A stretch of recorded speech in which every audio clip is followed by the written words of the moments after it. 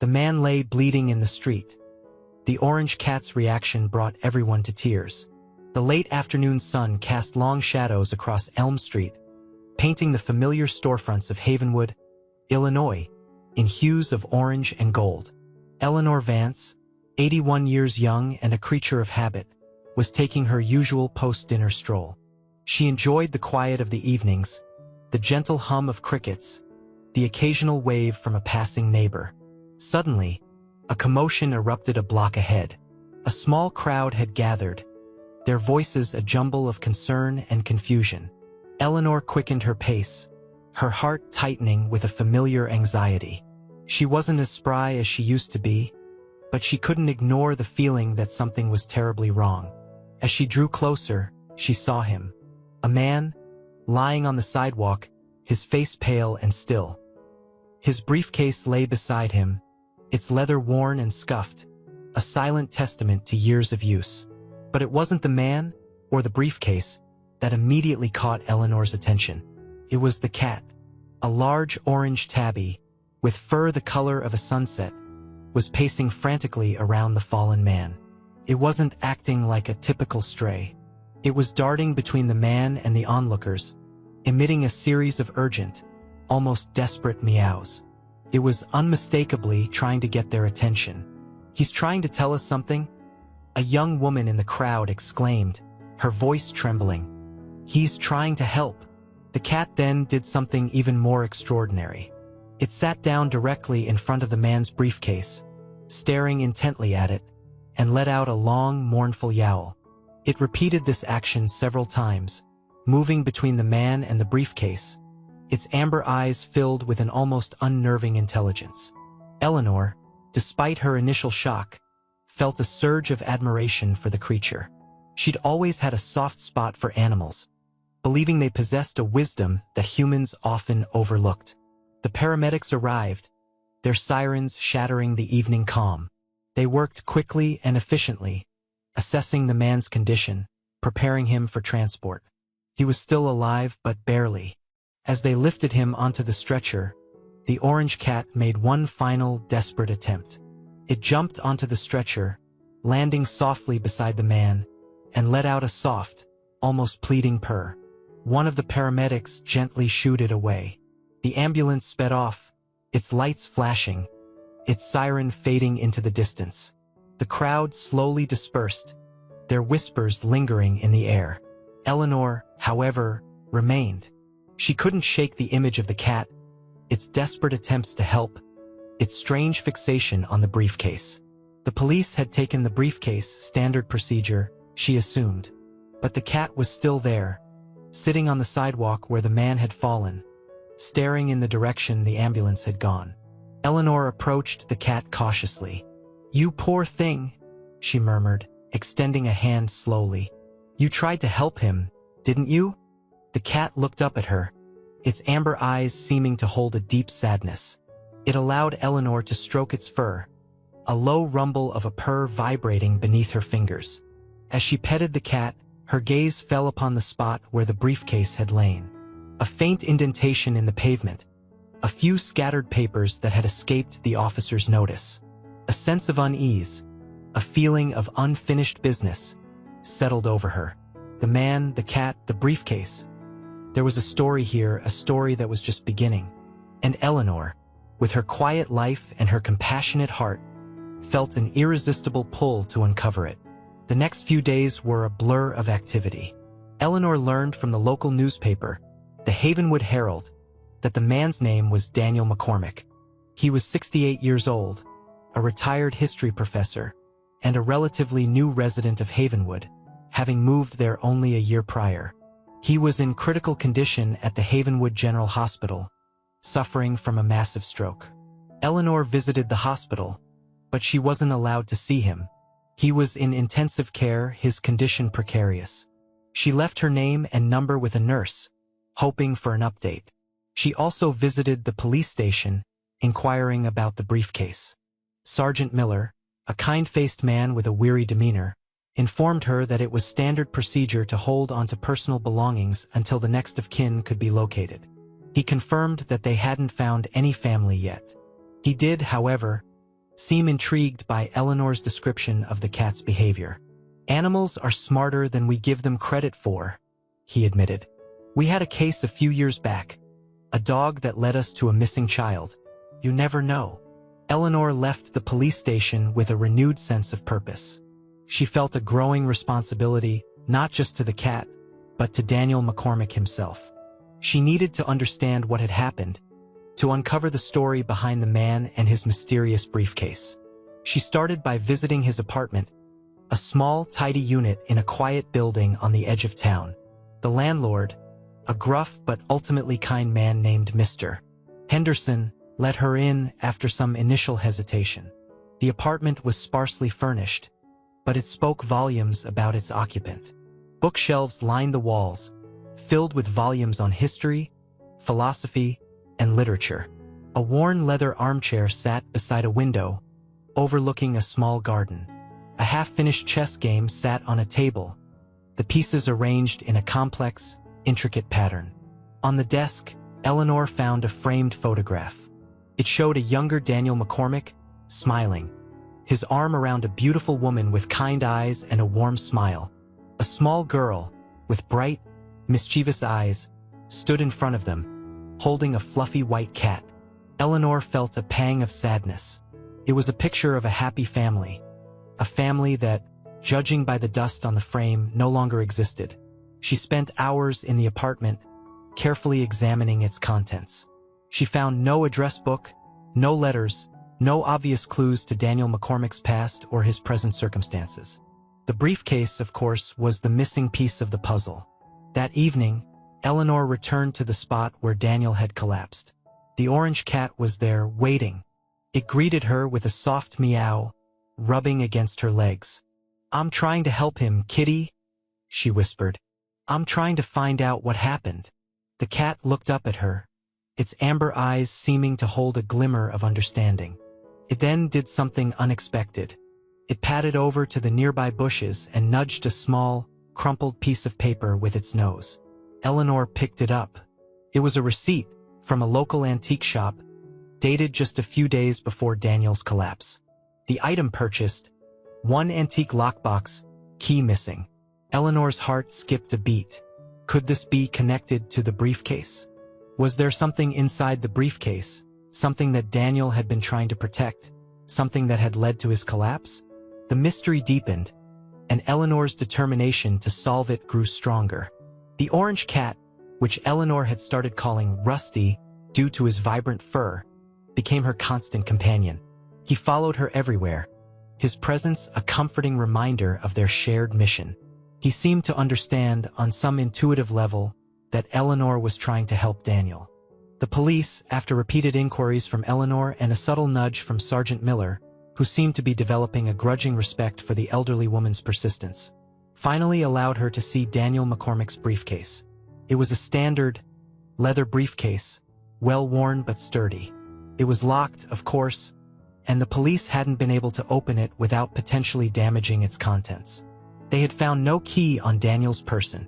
Eleanor brought Rusty with her to the police station, hoping that the cat's reaction might provide some clue. As soon as the briefcase was placed on the table, Rusty's behavior changed dramatically. He circled the briefcase, sniffing intently, his tail twitching. He then sat down directly in front of it, staring at the lock, and let out a series of low, guttural growls.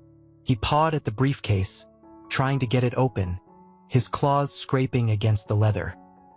He then looked up at Eleanor, his eyes pleading, as if begging her to understand. "He knows something's in there," Eleanor said to Sergeant Miller, her voice filled with conviction. "He knows it's important." Sergeant Miller, though skeptical, couldn't deny the cat's unusual behavior. He agreed to let Eleanor take the briefcase home, on the condition that she wouldn't attempt to force it open. He also promised to continue searching for Daniel McCormick's next of kin. Eleanor brought the briefcase back to her apartment, placing it carefully on her dining room table. Rusty immediately jumped onto the table, resuming his obsessive circling and pawing. He wouldn't leave the briefcase alone, even to eat or sleep. Eleanor tried everything she could think of to open it. She examined the lock, looking for any sign of a keyhole or a combination mechanism.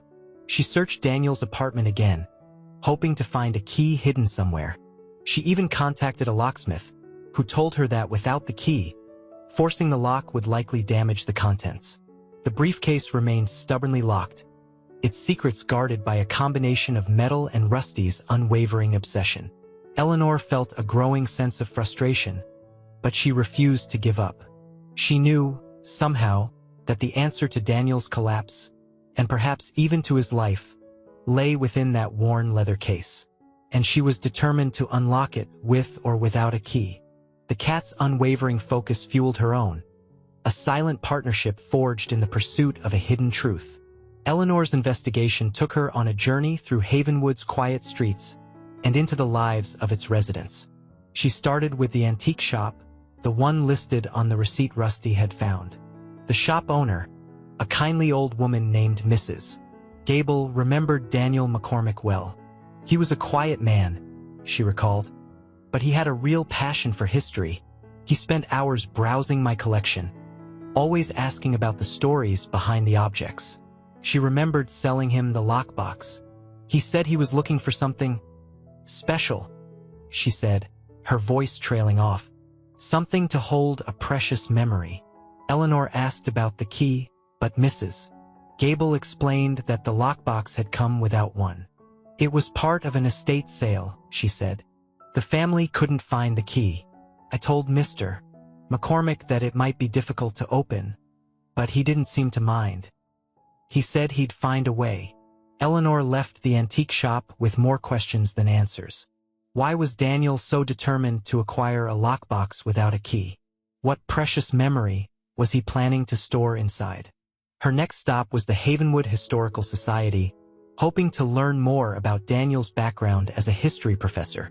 She discovered that he had specialized in local history, particularly the history of Havenwood and the surrounding area. He had even given a few lectures at the society, drawing surprisingly large crowds for such a niche topic. The society's archivist, a young man named Tom, remembered Daniel as a fascinating speaker, with a knack for bringing the past to life. He had this way of making you feel like you were right there, experiencing the events he was describing, Tom said.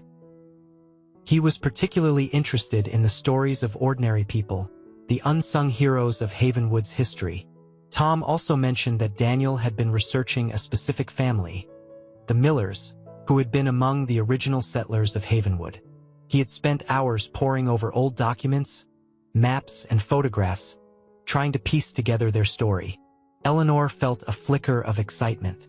Could this be the key to unlocking the mystery of the briefcase? Could the contents be related to Daniel's research, to the history of Havenwood, to the Miller family? She decided to follow this lead. She spent days at the library, delving into the town's archives, searching for any mention of the Millers. She discovered that the Millers had been a prominent family in Havenwood's early days, involved in farming, business, and local politics. But their prominence had faded over time, and by the mid-20th century, the family had seemingly disappeared from the town's records. Eleanor felt like she was chasing shadows, following a trail that was growing colder with each passing day. But she couldn't shake the feeling that she was on the right track, that the answer to the mystery was hidden somewhere in Havenwood's past, waiting to be discovered.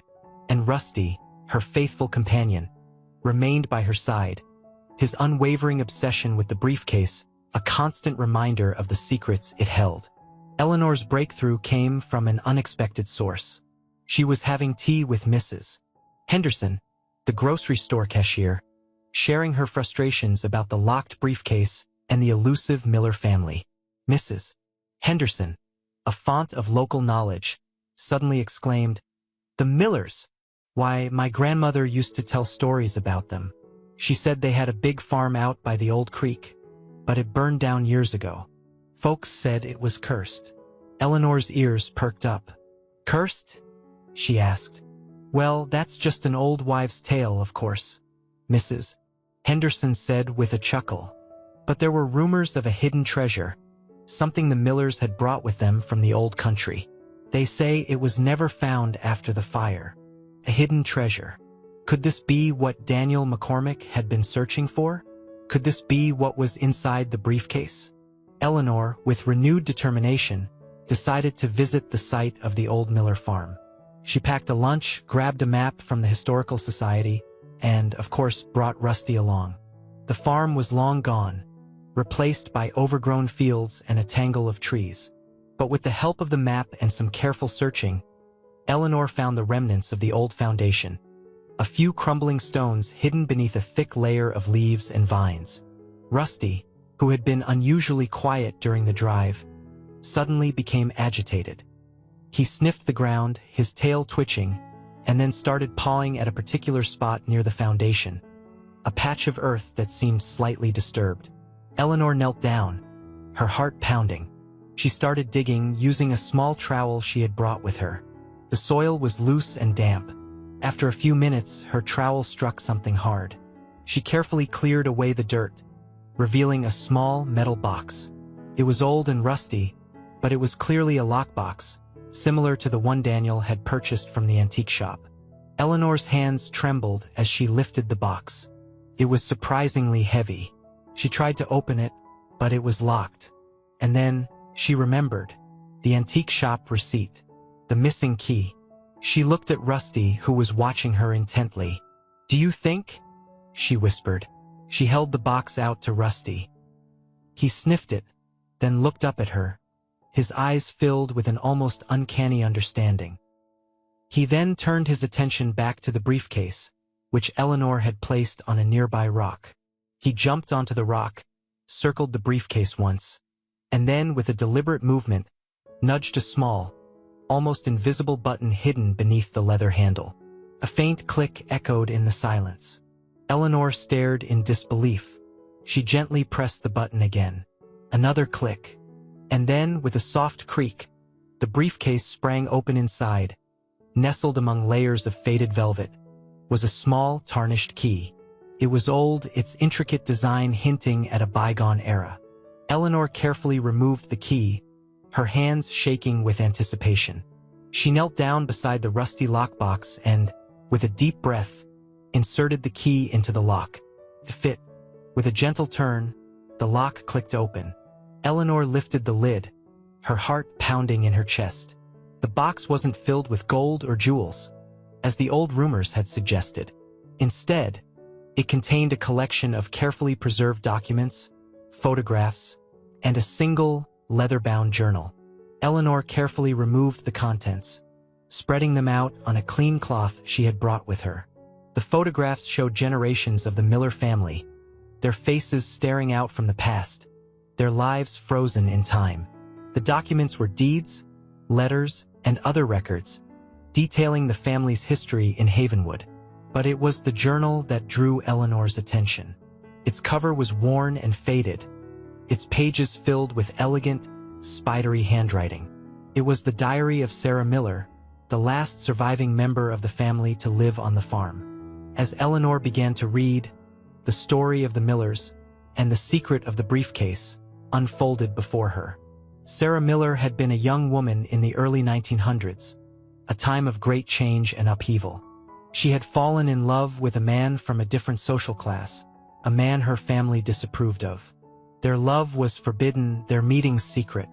The journal detailed their passionate affair, their dreams of a future together, and the obstacles they faced. It also revealed a shocking secret. Sarah had become pregnant. Her family, desperate to avoid scandal, had forced her to give up the child for adoption. She had never seen her baby again. The final entry in the journal was filled with heartbreak and regret. Sarah wrote of her enduring love for her child, her hope that someday, somehow, they would be reunited. She had placed a lock of her baby's hair, along with a small, silver locket containing a picture of herself and her lover, inside the lockbox, burying it near the foundation of the house. A secret treasure to be discovered by future generations. The briefcase, Eleanor realized, contained Daniel McCormick's research on the Miller family. He had been trying to uncover Sarah's story, to find her lost child, to fulfill her dying wish. The stroke had struck him down before he could complete his mission. Eleanor felt a wave of sadness wash over her, but also a sense of profound respect for Daniel McCormick. He had been a man of compassion, a man who had dedicated his life to uncovering the hidden stories of the past, to giving voice to those who had been silenced. And Rusty, the orange cat, had been his faithful companion, his silent partner in this quest. He had somehow sensed the importance of the briefcase, the secrets it held, the connection to Daniel's life and work. Eleanor carefully placed the contents of the lockbox back inside, closing the lid with a sense of reverence.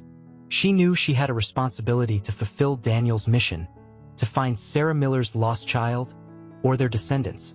She contacted the Havenwood Historical Society, sharing her findings with Tom, the archivist.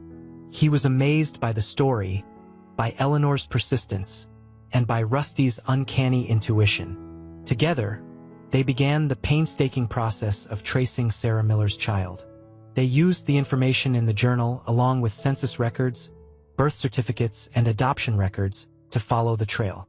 It took weeks of research, countless phone calls, and numerous dead ends. But finally, they found a lead. A woman named Elizabeth Carter, living in a neighboring state, who had been adopted as a baby in the early 1900s. Her birth mother's name had been listed as unknown, but the date and place of her birth matched the information in Sarah Miller's journal. Eleanor contacted Elizabeth Carter, her heart pounding with anticipation. She explained the story of Sarah Miller, of the hidden lockbox of Daniel McCormick's research. Elizabeth was stunned. She had always known she was adopted, but she had never known anything about her birth mother. She had yearned for a connection to her past, for a sense of belonging. She agreed to meet with Eleanor, to see the contents of the lockbox, to learn the truth about her origins. The meeting took place at Eleanor's home.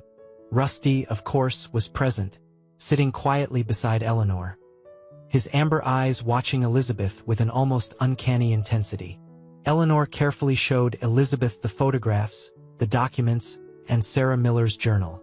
Elizabeth listened, tears streaming down her face, as Eleanor read excerpts from the diary, describing Sarah's love for her child, her heartbreak at having to give her up. When Eleanor handed Elizabeth the lock of hair and the silver locket, Elizabeth broke down completely. She held the locket close to her heart, whispering, "My mother, my father."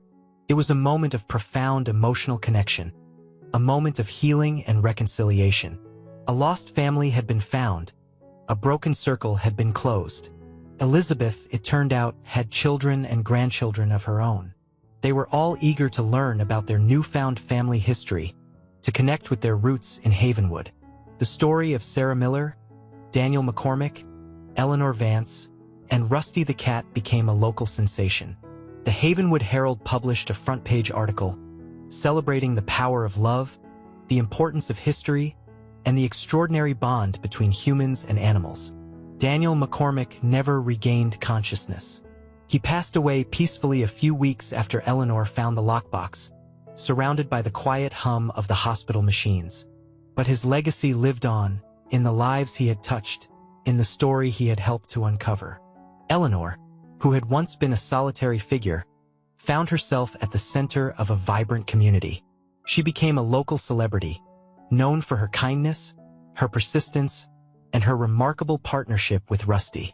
She continued to volunteer at the animal shelter, sharing her story and inspiring others to adopt.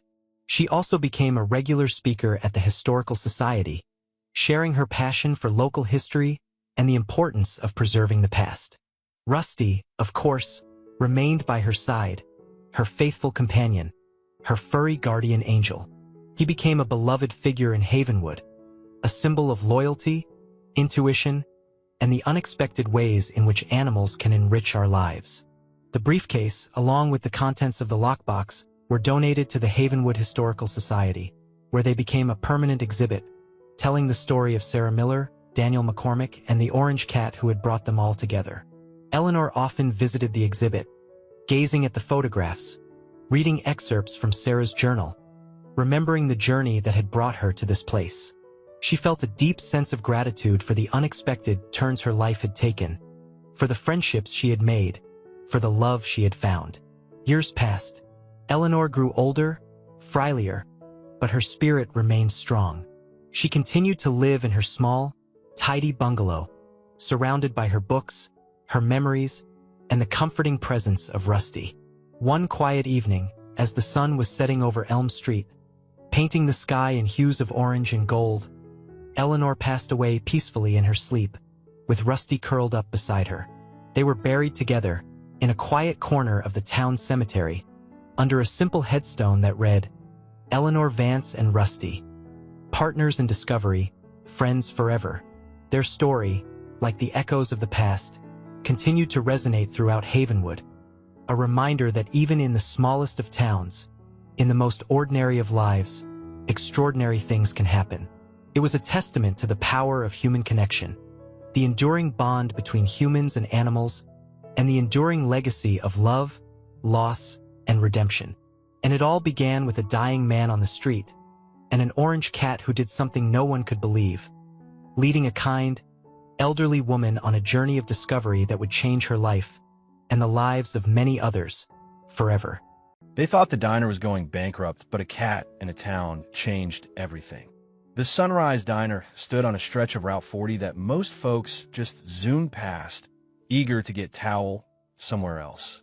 It was a squat, cinder block building, painted a shade of yellow that had faded to the color of weak lemonade under the relentless Nevada sun.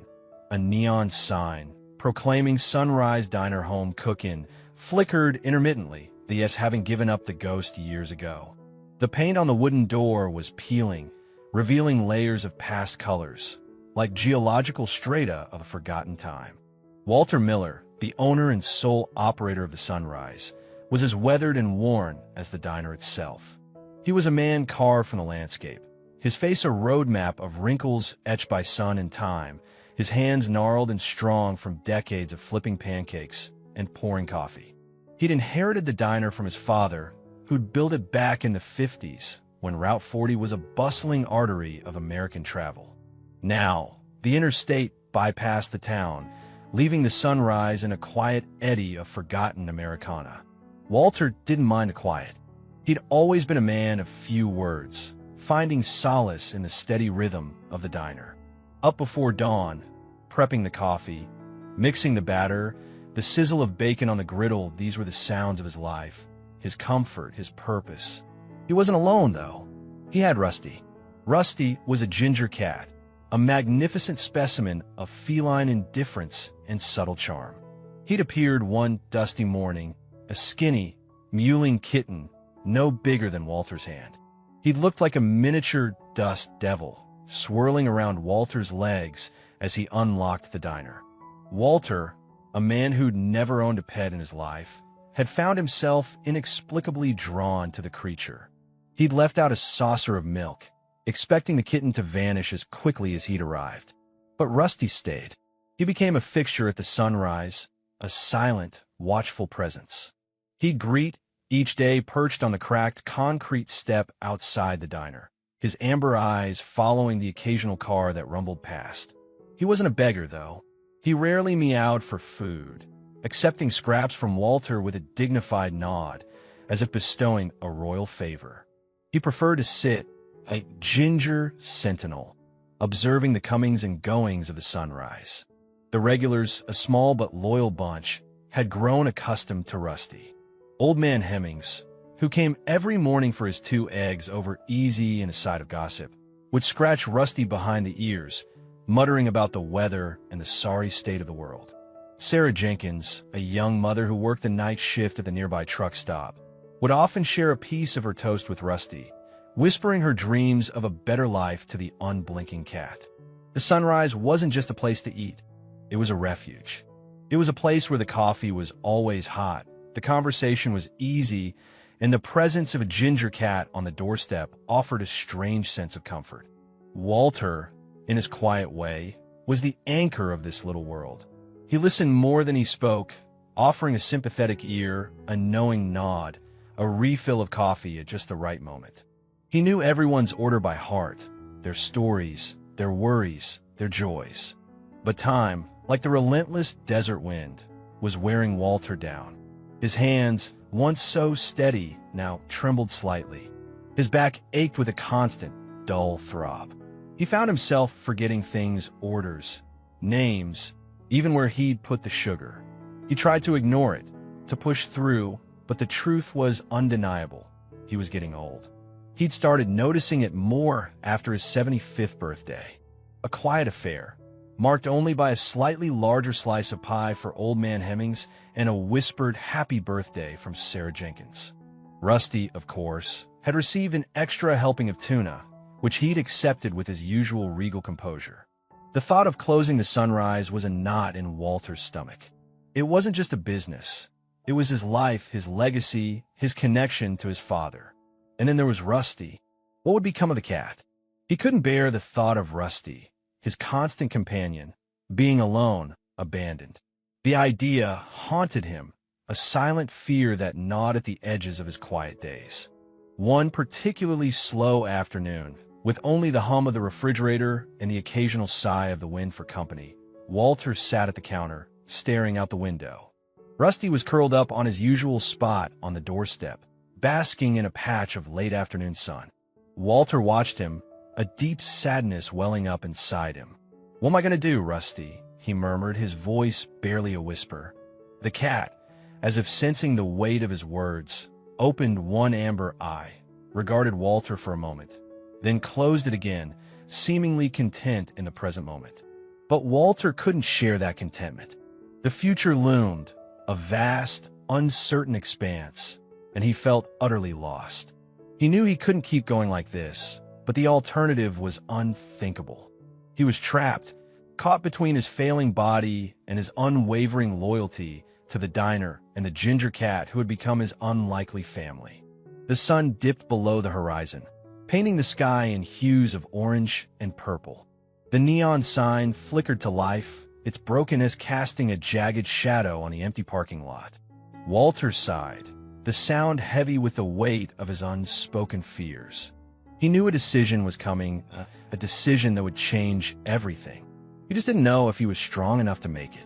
The thought of closing up shop made his stomach churn, as if the very idea was poisoning him from the inside. He tried another position on his stool, but the shooting pain continued. It seems his old body was starting to fail him now. The Sunrise Diner, despite its dwindling traffic, was a vital thread in the tapestry of the small town of Dust Bowl, Nevada. It wasn't just a place for a quick bite. It was a gathering spot, a confessional, a haven from the harsh realities of life in a forgotten corner of America. And at the heart of it all were Walter and Rusty, the silent, steadfast anchors of this community. Old Man Hemmings, whose real name was Arthur, was the unofficial historian of Dust Bowl. He'd lived in the town his entire life, witnessing its boom and bust, its triumphs and tragedies. He remembered Walter's father, a gruff but kind man who'd built the diner with his own two hands. Arthur would arrive at the Sunrise every morning at precisely 6:17 a.m., his arrival as predictable as the sunrise itself. He'd sit at the same stool at the counter, order his usual breakfast, and regale Walter, and anyone else within earshot, with stories of Dust Bowl's past. He'd often talk about the time the town nearly became a ghost town, and how a new vein of silver was discovered. "This town's seen it all, Walter," he'd say, his voice raspy with age. "Seen floods, droughts, even a couple of those Hollywood fellas coming through, looking for a place to film a Western. But the Sunrise, it's always been here. A constant. Like you and that ginger cat of yours." Sarah Jenkins, a single mother in her early 30s, was another regular. She worked the graveyard shift at the truck stop a few miles down the road, a job that drained her energy, but provided for her and her 8-year-old daughter, Lily. The Sunrise was her sanctuary after a long night of dealing with weary travelers and greasy truckers. She'd arrive just as Walter was putting out the fresh coffee, her eyes tired but her smile genuine. "Morning, Walter," she'd say, sliding onto a stool. "Rough night. Had a fella try to pay for his gas with a handful of bottle caps. Said they were collector's items." Walter would chuckle, shaking his head. He knew Sarah's struggles, her quiet determination to build a better life for Lily. He'd often slip an extra pancake on her plate, a small gesture of support that meant the world to her. Lily sometimes came with her mother on weekends, her eyes wide with wonder at the sight of Rusty, the diner's resident feline. Lily would cautiously approach Rusty, offering him a piece of her bacon, which the cat would usually accept with a delicate sniff and a slow blink. Then there was Sheriff Brody, a man built like a brick outhouse with a surprisingly gentle demeanor. He'd stop by most afternoons for a cup of coffee and a slice of Walter's apple pie, which he declared was the best damn pie in the state of Nevada. He'd often talk about the local goings-on, the minor squabbles and occasional mischief that made up the daily drama of Dust Bowl. "Quiet day, Walter," he'd say, wiping his mouth with a napkin. "Just had to deal with old Mrs. Henderson's cat getting stuck in a tree again. Third time this month. That cat's got a death wish, I swear." The sheriff, despite his tough exterior, had a soft spot for Rusty. He'd often bring a small bag of cat treats, which he'd discreetly slip to Walter, pretending it was evidence from a recent case. These were just a few of the faces that made up the Sunrise Diner's extended family. There were others, too. The retired schoolteacher who came for the Thursday special, meatloaf and mashed potatoes, the young couple who stopped by on their way to Las Vegas, hoping for a lucky start to their trip, the occasional drifter passing through, seeking a moment of respite from the endless highway. Each person had their own story, their own connection to the diner, to Walter, and to Rusty. The cat, in his silent way, had become a symbol of the diner's enduring spirit. He was a constant, a familiar presence, a reminder of the simple comforts of life in a world that often felt chaotic and uncertain. He was a furry, four-legged embodiment of the diner's welcoming atmosphere. The townsfolk recognized Walter's quiet dedication, his unwavering commitment to the sunrise. They saw the lines of fatigue deepening on his face, the slight tremor in his hands. They knew, without him saying a word, that he was struggling, and they worried, not just for Walter, but for the future of the diner, and for the fate of the ginger cat who had become such an integral part of their lives. The community watched over him. They cared him and the cat. They had all seen Rusty grow from the kitten to the cat he was now. The cat was just as much a part of their daily life. But the sense of foreboding was growing, and they had no idea how to stop it. The day Walter had been dreading arrived with a suddenness that stole his breath. It wasn't a gradual decline, a slow fading away. It was a sharp, agonizing pain that ripped through his chest, leaving him gasping for air on the cold tile floor of the diner's kitchen. He'd been prepping the morning's bacon, the familiar sizzle and smell usually a comfort when the pain hit. It felt like a vice tightening around his heart, squeezing the life out of him. He stumbled, clutching at the counter, his vision blurring. The stainless steel surface, usually gleaming, seemed to warp and distort before his eyes. He managed to cry out, a choked, desperate sound before collapsing. The clatter of the metal tongs hitting the floor echoed in the sudden silence. Rusty, who had been dozing on a shelf near the back door, was instantly alert. He leaped down, his amber eyes wide with alarm, and raced to Walter's side. He nudged him with his head, meowing urgently, his usual aloofness replaced with a desperate plea. It was Sarah Jenkins, arriving early for her usual post-shift coffee, who found him. She'd walked in, expecting the usual aroma of brewing coffee and Walter's quiet greeting. But instead, she was met with an eerie silence, broken only by Rusty's frantic meows. She found Walter lying on the floor, his face pale and clammy, his breathing shallow and labored. Rusty was circling him, his tail puffed up, his body trembling. "Walter!" Sarah screamed, rushing to his side. She knelt beside him, her hands shaking as she felt for a pulse. It was weak and thready. "Oh my God, Walter! Hang on!" She fumbled for her phone, her fingers clumsy with panic. She dialed 911, her voice trembling as she explained the situation to the dispatcher.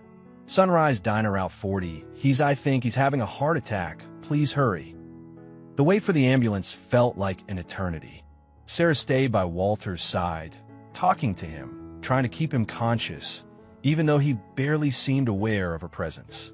Rusty remained close, his meows now softer, more mournful, as if he understood the gravity of the situation. When the paramedics finally arrived, they were efficient and professional, their movements precise and practiced. They quickly assessed Walter's condition, administered oxygen, and loaded him onto a stretcher. "We're taking him to the county hospital," one of the paramedics told Sarah. "It's about an hour's drive." Sarah, her face streaked with tears, could only nod. She watched as they wheeled Walter out of the diner, Rusty following close behind, his tail drooping, his eyes fixed on the stretcher. The ambulance sped away, its siren wailing, leaving Sarah standing alone in the silent diner, the smell of burnt bacon now acrid and unsettling. The news spread through Dust Bowl like wildfire. Old Man Hemmings, who'd arrived for his usual breakfast, found the diner empty and Sarah sitting at the counter, her face buried in her hands.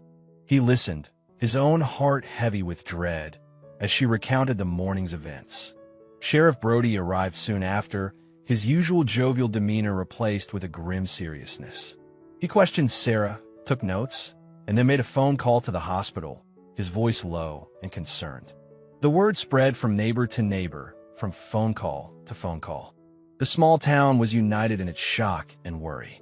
Walter, the quiet, steady presence at the sunrise, was fighting for his life. The hospital confirmed what everyone feared. Walter had suffered a major heart attack. He was in critical condition, undergoing emergency surgery. The prognosis was uncertain. The immediate concern was Walter's health, but the unspoken question hung heavy in the air. What would happen to the sunrise? And, just as importantly, what would happen to Rusty? The diner remained closed, its doors locked, its windows dark. Rusty, refusing to leave, stayed on the doorstep, a forlorn figure, his ginger fur matted with dust, his amber eyes filled with a sadness that mirrored the mood of the entire town. He waited patiently, desperately, for Walter to return. But the sunrise remained silent, a ghost of its former self, a stark reminder of the fragility of life and the uncertain future that lay ahead. The closing felt like a death, a severing of a vital artery in the town's small, beating heart. The question of its and Rusty's future was a weight on everyone's minds. They were afraid, not just for old Walter, but for the future of the town and for the cat who had come to represent their quiet resilience. What would be the outcome? No one dared to think about the worst-case scenario. The news of Walter's condition, while grim, ignited a spark of determination within the residents of Dust Bowl. The initial shock and sadness gave way to a quiet resolve, a collective decision that they wouldn't let the Sunrise Diner fade away. It was more than just a restaurant. It was a symbol of their community, a testament to Walter's enduring spirit, and, perhaps most poignantly, it was Rusty's home. The first informal meeting took place in the town's small library, a cozy space filled with well-worn books and the scent of aging paper. Sarah Jenkins, still shaken but determined, had organized it, sending out word through the town's grapevine. Old Man Hemmings, Sheriff Brody, and a dozen other familiar faces from the diner gathered around a large oak table, their expressions a mixture of concern and determination. "We all know Walter wouldn't want the sunrise to close," Sarah began, her voice trembling slightly. "And we can't let that happen. Not for him, not for us, and not for Rusty." The mention of Rusty brought a wave of murmurs around the room. Everyone had seen the cat, still faithfully waiting outside the locked diner, a heartbreaking image of loyalty and loss. "The doctor said Walter's going to need a long recovery," Sheriff Brody said, his voice somber. "Even if he gets better, he won't be able to run the diner on his own anymore." A heavy silence fell over the room. The reality of the situation was sinking in. "So what do we do?" Old Man Hemmings asked, his voice raspy with age but filled with a spark of defiance. "We can't just let the sunrise disappear. It's been a part of this town longer than most of us have been alive." Ideas began to flow, tentative at first, then gaining momentum. Someone suggested a fundraising drive, collecting donations to help with Walter's medical bills and to keep the diner afloat. Another proposed a rotating schedule, where volunteers from the community could take turns cooking and serving, keeping the diner open on a limited basis. "We could simplify the menu," Sarah suggested. "Just stick to the basics: coffee, pancakes, burgers, things we all know how to make." And we could organize a benefit concert, added a younger member of the group, a local musician. Get some bands together, charge admission, all the proceeds go to the Sunrise. The ideas continued to flow, each one building on the previous, a testament to the community's resourcefulness and their deep affection for Walter and the diner. But the biggest challenge remained. Who would manage the diner in the long term? Who would take on the responsibility of keeping it running, of ensuring that Rusty had a home? That's when Lily, Sarah's daughter, who had been sitting quietly in a corner, spoke up. Her voice was small, but her words were clear and surprisingly insightful. Maybe we could all do it, she said, her eyes wide with a mixture of shyness and determination. Like a co-op. We could all own a little piece of the Sunrise. The idea hung in the air, unexpected and yet somehow perfect. A co-op, a community-owned diner. It was a radical idea, but it resonated with everyone in the room. It was a way to keep the Sunrise alive, not just as a business, but as a true community hub. Lily, that's brilliant, Sarah said, her eyes shining with pride. Sheriff Brody nodded in agreement. It's crazy enough, it just might work. We need to figure out the legal stuff, the finances, but it's doable. We've got lawyers in town, accountants, people who know how to run a business. Old man Hemmings, his face etched with a lifetime of wisdom, smiled. It's like the old days, he said, when folks in this town had to rely on each other, when community meant something. The meeting ended with a renewed sense of hope and purpose. Committees were formed, tasks were assigned, and a plan began to take shape. The legal hurdles were significant, but a local lawyer, inspired by the community's spirit, offered his services pro bono. A crowdfunding campaign was launched, spreading beyond Dust Bowl to reach former residents and even strangers who were touched by the story of Walter, Rusty, and the Sunrise Diner. The response was overwhelming. Donations poured in, both large and small. People shared the story on social media, and it went viral, capturing the hearts of people across the country. The image of Rusty, patiently waiting outside the closed diner, became a symbol of hope, resilience, and the power of community. Volunteers worked tirelessly, cleaning and repairing the diner, updating the kitchen equipment, and giving the interior a fresh coat of paint. They even built a small, insulated shelter for Rusty, ensuring he had a warm and comfortable place to sleep while he continued his vigil. The whole community rallied behind the cause.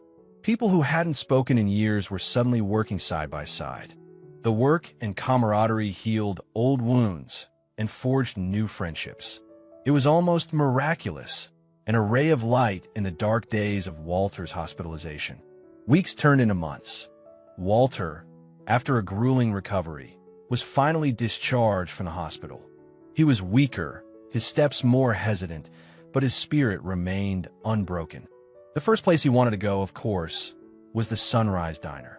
The town had organized a small welcome home celebration, a surprise gathering at the newly reopened diner. As Sheriff Brody drove Walter down Route 40, the old man looked out the window, his eyes scanning the familiar landscape. He saw the diner in the distance, its neon sign flickering brightly, the S miraculously repaired. He saw a crowd of people gathered outside, their faces beaming with smiles. And he saw Rusty, perched on the doorstep, his tail waving gently, as if he knew, somehow, that his human was finally coming home. A wave of emotion washed over Walter, so intense that it brought tears to his eyes. He hadn't expected this outpouring of love and support. He'd been prepared to face the closure of the diner, the end of an era, but instead, he was witnessing a rebirth, a new beginning.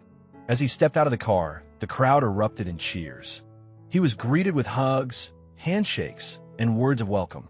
Sarah Jenkins, her eyes shining with tears of joy, rushed to his side, Lily clinging to her hand. "Welcome home, Walter," she said, her voice choked with emotion. Old man Hemmings, leaning heavily on his cane, clapped Walter on the back. "We did it, Walter," he said, his voice raspy but triumphant. "We saved the Sunrise." Walter looked around, his gaze sweeping over the familiar faces, the newly painted walls, the gleaming counter. He saw the new menu, simplified but still offering the classic diner fare he'd been serving for decades. He saw the sign above the door, now reading the Sunrise Diner, a community cooperative. And then he saw Rusty, who had finally left his post on the doorstep and was weaving his way through the crowd, heading straight for him. Walter knelt down, his old joints protesting, and the ginger cat rubbed against his legs, purring loudly, a sound of pure contentment. "Rusty," Walter whispered, stroking the cat's soft fur. "You never gave up on me, did you, boy?" The celebration continued late into the evening. There was food, music, laughter, and a sense of shared accomplishment that filled the diner with a warmth that had nothing to do with the desert heat outside. Walter, seated at his usual spot at the counter, watched it all, his heart overflowing with gratitude. He learned about the co-op, about the countless hours of volunteer work, about the donations that had poured in from all over the country. He learned how Lily's simple idea had sparked a movement, how the town had rallied together to save not just a diner, but a symbol of their community. Walter's role in the new Sunrise was different. He was no longer the sole operator, the tireless worker who kept the place running. He was more of an elder statesman, a mentor, a living link to the diner's past. He'd come in a few days a week, sharing his recipes, his stories, his quiet wisdom. He'd sit at the counter, sipping coffee, watching the new generation of cooks and servers, marveling at their energy and enthusiasm. The Sunrise was thriving. It was busier than it had been in years, attracting not only the locals but also tourists who'd heard the story of the community-owned diner and the loyal ginger cat. Rusty, of course, remained the star attraction, the official greeter, the furry embodiment of the diner's spirit. He had his own special cushion on a stool at the counter, and he received a constant stream of head scratches and treats from customers. But time, as always, marched on. Walter, despite his renewed spirit, was still an old man. His health, while stable, was fragile. There were days when he couldn't make it to the diner, days when the pain in his chest was a stark reminder of his mortality. One crisp autumn morning, a few years after the grand reopening, Walter passed away peacefully in his sleep. He'd live a long and full life, a life dedicated to his diner, his community, and his ginger cat. His passing was mourned by the entire town. The Sunrise Diner closed for a day, its windows draped in black, a single candle burning in the window. Rusty sat on the doorstep, his amber eyes clouded with a sadness that mirrored the grief of the community.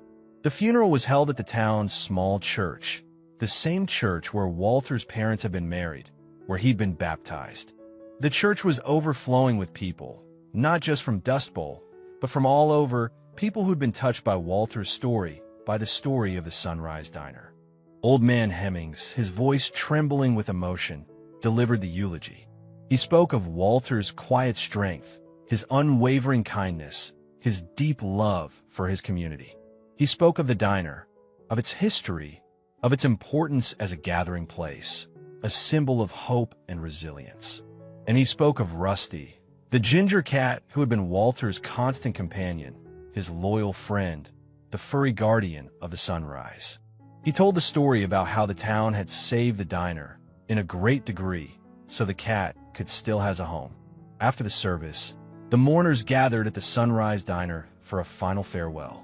The diner was filled with the aroma of coffee and Walter's famous apple pie, a recipe that had been passed down through generations. There were tears, of course, but there was also laughter as people shared their memories of Walter, their stories of the diner, their tales of Rusty's antics. Rusty, sensing the shift in the atmosphere, seemed to understand that his human was gone. He wandered through the diner, rubbing against legs, accepting pats and scratches, but his usual playful energy was subdued. He seemed to be searching, looking for a familiar face, a familiar hand that would never be there again. Sarah Jenkins, seeing Rusty's distress, knelt down and scooped him into her arms. She held him close, burying her face in his soft fur. Lily, now a teenager, stood beside her mother, stroking Rusty's back. "He'll be okay, Mom," Lily said, her voice filled with a quiet strength that mirrored her mother's. "We'll take care of him. He's part of our family now." And so, the Sunrise Diner continued, a testament to the power of community, a living legacy to Walter Miller and his unwavering spirit. Rusty, the ginger cat who had started it all, remained a fixture at the diner, a symbol of hope, resilience, and the enduring bonds of friendship. He was older now, his fur a little less vibrant, his movements a little slower, but his amber eyes still held the same spark of intelligence, the same quiet wisdom. He had a new home, a new family with Sarah and Lily. He'd sleep at their house at night, but every morning he'd be back at the sunrise, greeting customers, watching over the diner, ensuring that Walter's legacy lived on. The Sunrise Diner, once on the brink of closure, had become a beacon of hope, a testament to the enduring power of human connection, all thanks to a small-town community and a ginger cat named Rusty. The story, however sad in parts, ended with a feeling of warmth, of knowing that even in the face of loss, life and love continue.